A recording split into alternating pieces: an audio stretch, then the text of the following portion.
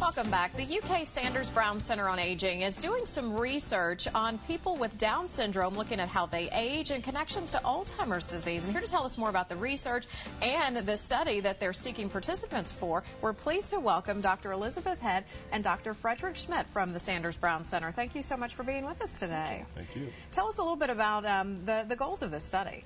So the purpose of the study is to follow people with Down syndrome as they age from 35 years and older over a period of 5 years. And what we're hoping to learn is what changes do we see in learning and memory as they get older, and do some of those changes tell us that they might be developing a dementia.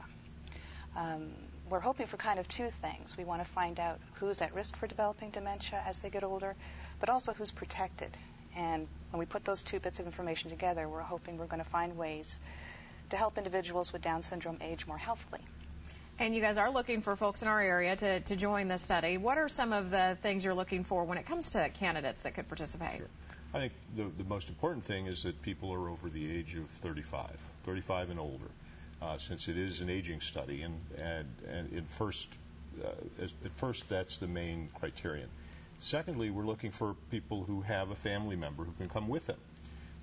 This family member helps us with the research process, provides consent for the procedures that we're doing, and also provides information about how the person's doing on a day-to-day basis. Other than that, the person should be in fairly good health, not have changed their medicines for any reason in the last 3 months, and be willing to undergo a medical exam by our physicians. And they also should generally be healthy, able to move about, and be able to speak somewhat, since some folks do lose their ability to express themselves as they get older. And if someone watching at home now would be a good candidate or knows someone who could be, what should they do to get involved?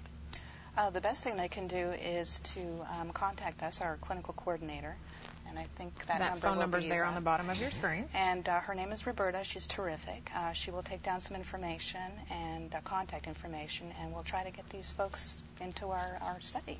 And you also see there the website for the Center on Aging, and there's a link there specifically for this study and more information on a lot of the research that's going on out there. And since this is such a specific study, what are you hoping it will tell you in the process?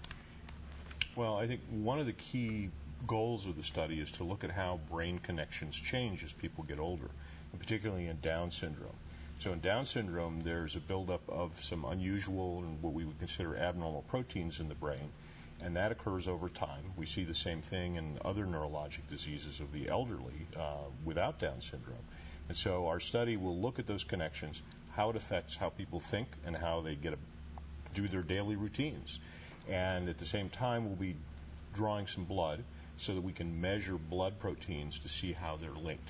So the whole question is how does the brain get older? How do the connections in the brain change as we get older? And can that tell us something about protecting the brain in the future? Well, thank you for taking the time to share the information on this fascinating research, and good luck with the study. And again, the information's at the bottom of your screen if you or someone you know may be able to participate. Thank you again for being with us. Thank you. We will be right back with your last check of your forecast.